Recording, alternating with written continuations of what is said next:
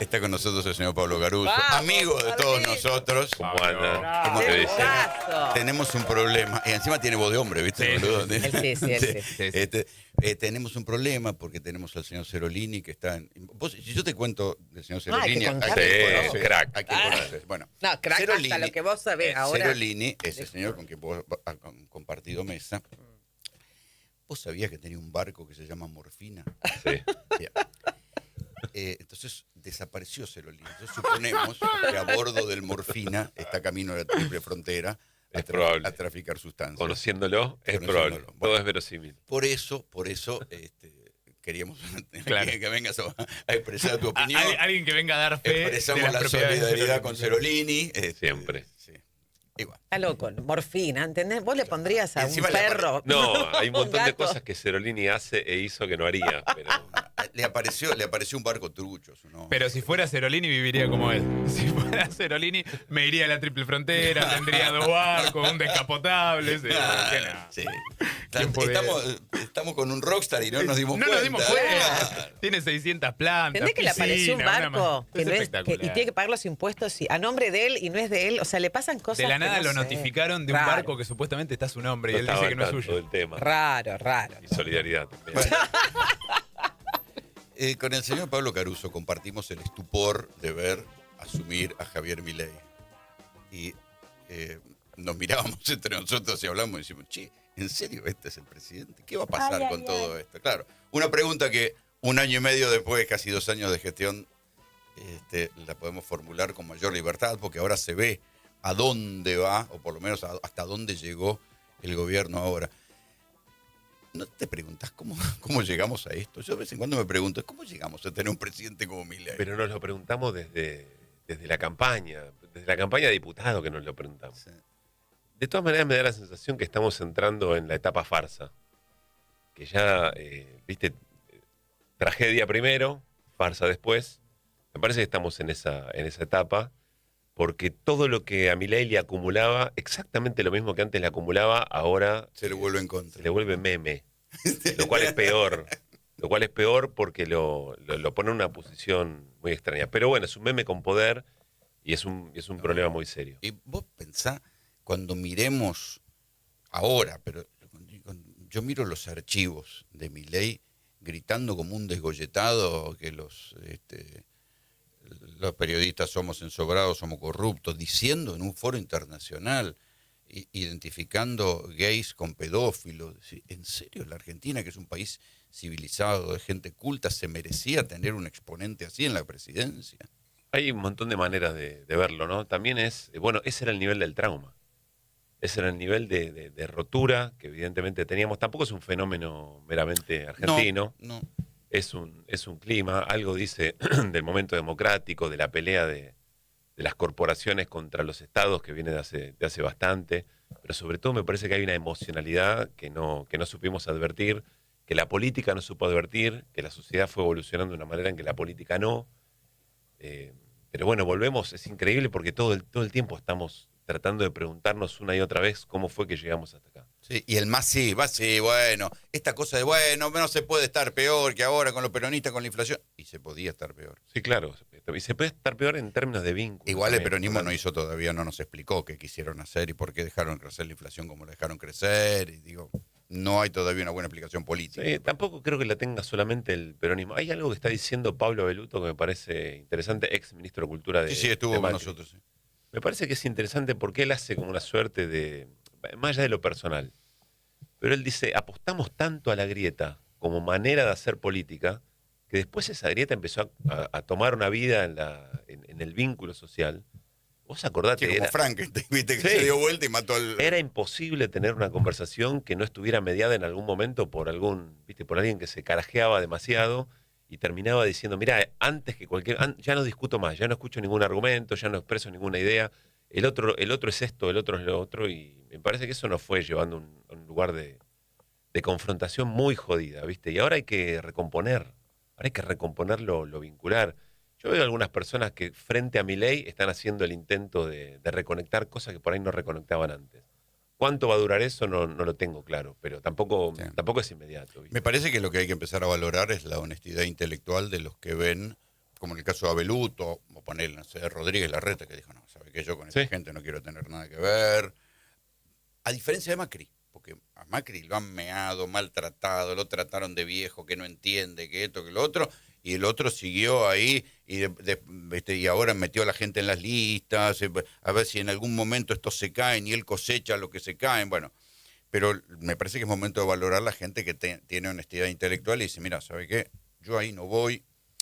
Algunos colegas nuestros, digamos, que han tenido honestidad intelectual, sino yo acá no me meto, con estos locos no me meto, no quiero saber nada, este es mi límite. Algunos políticos, y también del otro lado, algunos que han dicho, bueno, mira, hay que asumir que algo hicimos mal para haber dejado el paso servido a un tipo Sí, como pero además, Milei. porque lo que hay que reconstruir, Rolando, no es sencillo. Tenés que salir a una negociación de deuda muy, pero muy fuerte. Bueno, claro. Tenés que tomar decisiones en términos de desarrollo productivo sobre cómo vas a generar los dólares que una sociedad como la nuestra demanda y que permanentemente y de manera, insisto, de manera recurrente no te terminan de alcanzar. Hay que construir algunas políticas públicas que necesitan un nivel de consenso, incluso para imponerse respecto de otros actores que son parte de la economía, pero que no van o de la política del país, pero que no van a elecciones. Todo eso lo tenés que reconstruir de una manera muy solvente. Si no aprendimos nada hasta acá, es tremendo. ¿Qué quiere decir eso? ¿Bajar la bandera? No. Después tendrás un montón de diferencias ideológicas. Vamos a seguir cargando con un montón de prejuicios. Vamos a mirar la historia de otra manera, lo que nos trajo hasta acá de otra manera. Pero si no se reconectan esos puntos, me parece que va a ser muy difícil porque en el medio siempre te puede aparecer, ¿viste? Bueno, va a ser un punto como la salida de la convertibilidad, que llevó a una confluencia Sí. entre Duhalde y Alfonsín. Así es. Sí, algo por el estilo. ¿Vos Ahora se valora de otra manera. En su momento se miraba con desconfianza, si estos tienen quien repartirse el gobierno para hacer negocio. La historia demostró que no se probó, nada de eso sucedió, y lo que hubo fue una mirada de decir, muchachos, si no nos juntamos para reorganizar y pagar el costo político del tránsito de la salida de la convertibilidad, con una devaluación de cuánto, del 250%, Sí. Acá van a pasar cosas espantosas. Y la verdad es que devaluaron, pusieron los planes sociales que en aquel momento no existían, y sirvieron para que la gente no se cagara de hambre.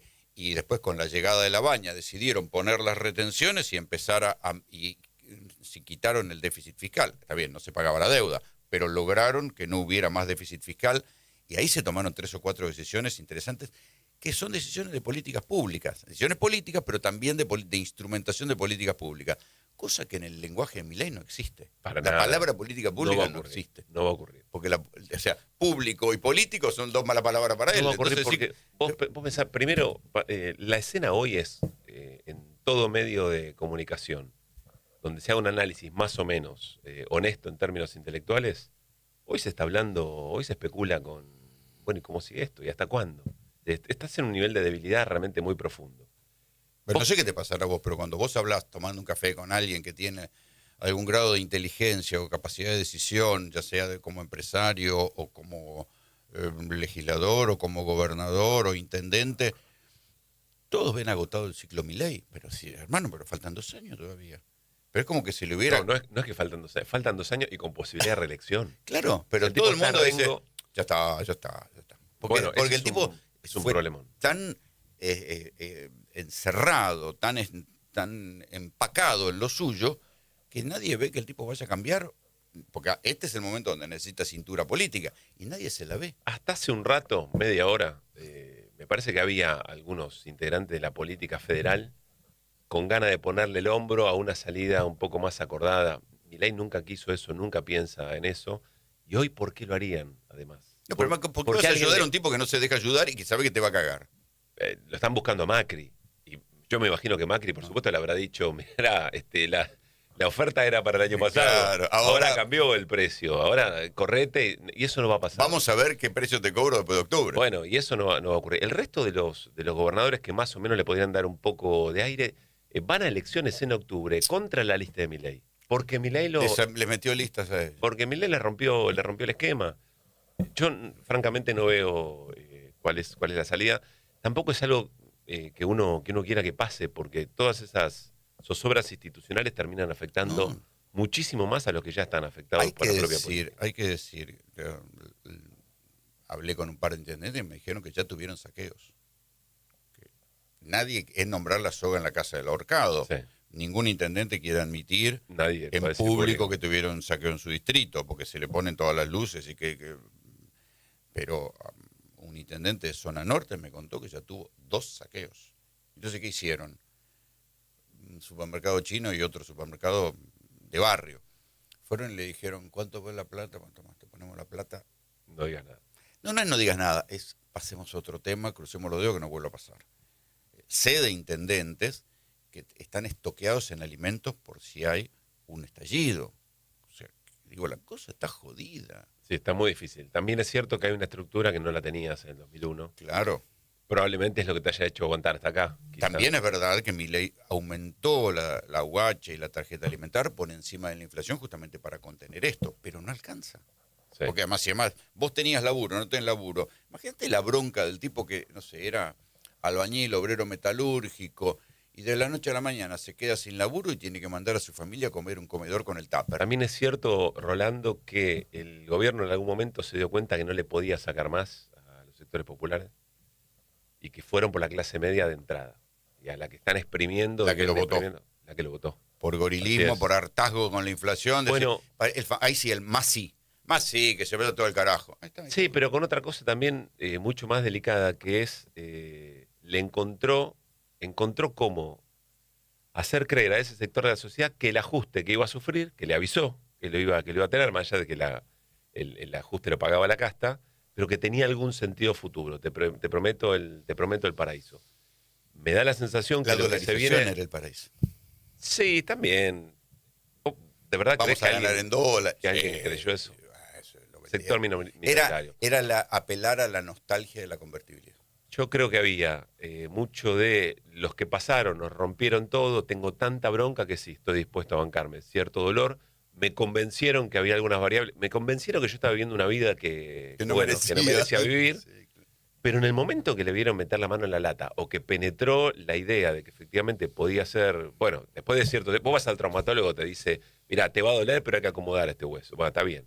La segunda sesión, la tercera, la quinta, que te sigue doliendo Sí, igual, ya la decís, concha che, mirá, de tu madre. no sé si quiero seguir viniendo. Sumado a que es muy verosímil que todo el esquema Milei también sea parte de un esquema de corrupción estructural, me parece que se los partió al medio. Es que, Si perdés sentido tanto, viste, caminar por el desierto, es un problema. es que los audios de Españolo lo que revelaron era algo que si uno lo miraba con una mirada un poco desconfiada, era lógico. Es decir, ¿por qué echaron 100 funcionarios?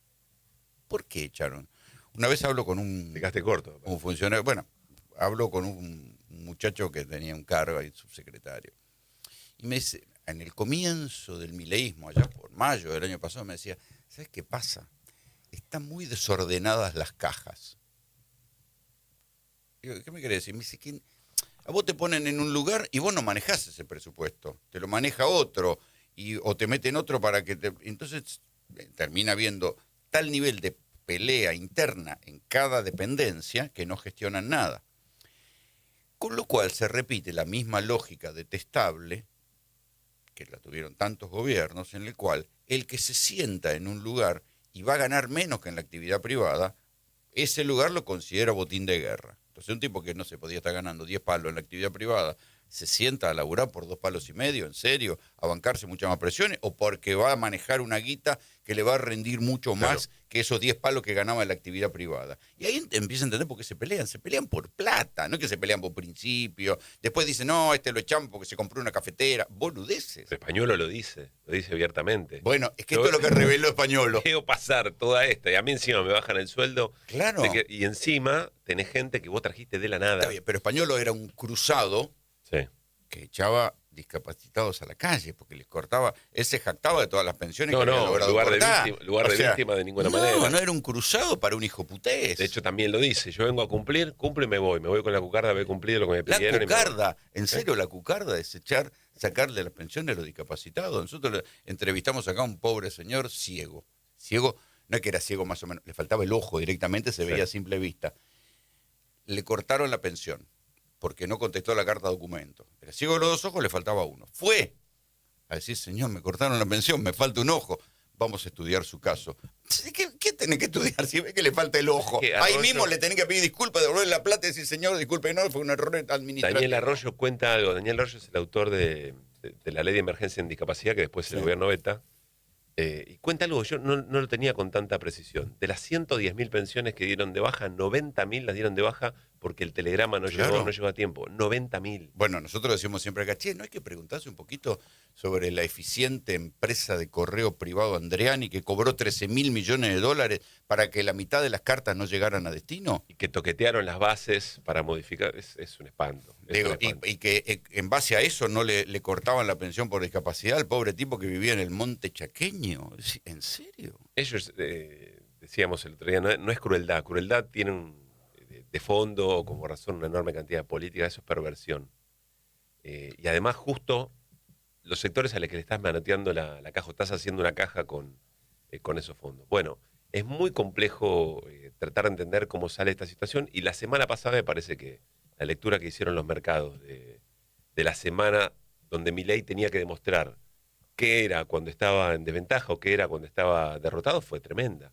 Vos pensás que el lunes Milei llama a una reunión de gabinete muy temprano, estamos hablando del lunes de la semana pasada, llama a una reunión de gabinete.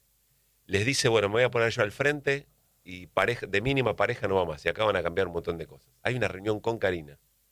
Y de esa reunión, Karina, ¿se ve que lo cacheteó? de esa reunión sale el presidente diciendo, bueno, pareja, no solamente, pareja va a seguir armando la mesa. Y no solamente eso, sino que además pareja tiene la posibilidad, cuando toda la fuerza del cielo, con el gordo Dan a la cabeza, le dice que Bondarenko se tiene que ir porque Bondarenko dice lo que sale a decir respecto de su abuela. Y Bondarenko es invitado a una mesa donde nunca había ido. Con lo cual le están diciendo, mirá, no solamente que no nos vamos, sino que además mandamos nosotros ahora. Claro. Lule Menem recibiendo esdero. Lule Menem todavía está en casa de Así gobierno es. con su despacho. Bueno, la lectura es, Milei quiso golpear fuerte de la mesa. Vino y Karina le dijo, que no. calmate, tarado. ¿Te calmas? Bueno, está bien, le dijo el presidente. Sí, querida. Entonces, eso lo vimos todo. Fue Bueno, a la está luz bien, de- pero Karina Milei no de le la votó a realidad. nadie, ¿eh? Bueno, eso es otro tema para pensar en quienes están buscando fundamento para juicio político, eventualmente en algún momento. Porque viste cómo son estas cosas. En algún momento la figura de juicio político no la quiere nadie, pero si es la única salida y consensuada por un sector del establishment aparece. Pero es un elemento muy llamativo. ¿Cuál es la función que Pero cumple? la Argentina es un país con 40 años de democracia, con instituciones que funcionan, más allá de los desastres que hayan pasado, de la pandemia, de la inflación, de Alberto y la foto de Olivo. Es un país con instituciones que funcionan. ¿En serio no tiene que gobernar una señora que no votamos? Y ni siquiera me meto si es tarotista, repostera, digamos. ¿Nos tiene que gobernar una señora que no No, votamos? de hecho, bastante bien lo hace, Sí, si sí. tenés en cuenta que no que tiene no sabe ninguna- hablar, que no habla en no tiene público. ninguna experiencia y de repente se encuentra con la suma del poder político, del poder del Estado. Bueno, es una escena realmente Recuerda, muy recuerda a López Rega, recuerda a los hijos de la Rúa, recuerda tantas cosas que ya vimos. Decimos, ¿en serio? Bueno, parecía que iba a ser otra cosa. Me parece que ese quiebre de relato hace mella. Ahora, los mercados, insisto, están leyendo que el tipo no juntó dólares como tenía que juntar dólares, que no va a poder repagar. Hay una escena, los mercados están viendo una escena de default por delante. Claro. No sé si después del 26 de octubre, eventualmente se verá, pero están viendo esa escena. ¿Quién iría al auxilio de alguien que cada vez que le pusiste la mano te la pisó? No, francamente no sé cómo. Los gobernadores no se sabe, porque cómo también se son los conoce. mismos gobernadores y los mismos, buena parte de los legisladores, en los que Milei se recagó ni bien asumió, y después fueron a la foto de mayo. Yo siempre recuerdo el caso de Nacho Torres, Sí. ¿no? Que en Chubut. aquel febrero del 2024 amenazó con cortar los envíos de petróleo desde Chubut porque le pisaban no sé qué guita, y Milei se burlaba de él diciendo que era mogólico, que lo iban a sodomizar y qué sé yo. Y hasta hace 10 minutos los legisladores de Nacho Torres estaban votándole todo a Milei. Así es. O se levantaban es más, no sé si no se levantaron de una de las votaciones de discapacidad, se levantaron para no votar en contra de Milei. Entonces dice, ¿cómo se llega? O sea, pueden pegar cualquier voltereta en el aire. Sería interesante que se le exija algún grado de coherencia. Si, bueno, Pero no sé si cualquier voltereta en el aire, Rolando, porque es muy distinto el país que quiere Milei o que planifica Milei respecto de algunos gobernadores de esas características. Yo creo que no. Creo que están en acuerdo en un 80% sí, porque de las Milei, cosas. no, porque ahí me parece sí que hay una mirada diferente. Porque Milei en cualquier caso tiene le importa solamente el riesgo país, la macro, y sueña con que venga un flujo de inversiones que resetee la Argentina. Los gobernadores son los que están en contacto directo con los grandes grupos económicos. Digo, Puyaro dice, vamos a sacar las retenciones, que después no lo va a poder sacar nunca, porque ya se sabe que no, pero le promete a los del campo, porque es el que tiene al lado a los que le bancan, lo mismo Yayora, y después los gobernadores del norte son los que tienen contacto con las mineras, y los del sur con la petrolera. Pero espera, mineras y petroleras es un país que se está armando a pedir de esos sectores. Puyaro la tiene un poco más compleja. Sí, pero tiene un sector fíjate que en industrial Vaca fuerte. Muerta hay empresas que están levantando porque no les cierra la cuenta. O sea, si, Está no bien. si no es negocio Vaca Muerta. Pero lo que no les cierra la cuenta, porque no saben lo que viene. Eventualmente, porque nadie te entierra guita si no sabes institucionalmente. Porque acá hay otro elemento. Aún si Milei consiguiera una elección aceptable en octubre, vos ya sabés que Milei no va a garantizarte las reformas estructurales, reforma previsional, reforma laboral, reforma tributaria, no te las va a garantizar por las buenas, te las va a garantizar a los cachetazos. Va a estar a las piñas llevándote a esa... Pero se comprometió con el fondo para hacer Está esa bien. reforma que no las va a hacer. Pero si vos tenés que, insisto, traer inversiones realmente muy importantes y a largo plazo, vos no querés una institucionalidad tan débil. No. Vos necesitas un consenso muy importante que te garantice que ese va a ser el rumbo de acá a cierto tiempo. Esa es la principal debilidad que yo veo, más allá de lo que pueda ocurrir con el propio gobierno o las intrigas palaciegas que el propio gobierno tiene y que le fomentan su debilidad. Lo que viene para adelante no es algo que viene muy sencillo, muy consensuado, y ahí me pregunto si no le están picando el boleto en ese sentido. Y lo que pasa es que no vemos el desenlace. Nosotros vemos el curso de colisión, pero todavía no vemos el desenlace. No sé si alguien lo ve tampoco. Alguien lo está pensando. Pablito, Eso seguro. gracias por venir. Gracias, Rolo. Pablo Caruso, amigo, ha venido aquí a charlar con nosotros en RPM. Ahora las noticias en Espléndido.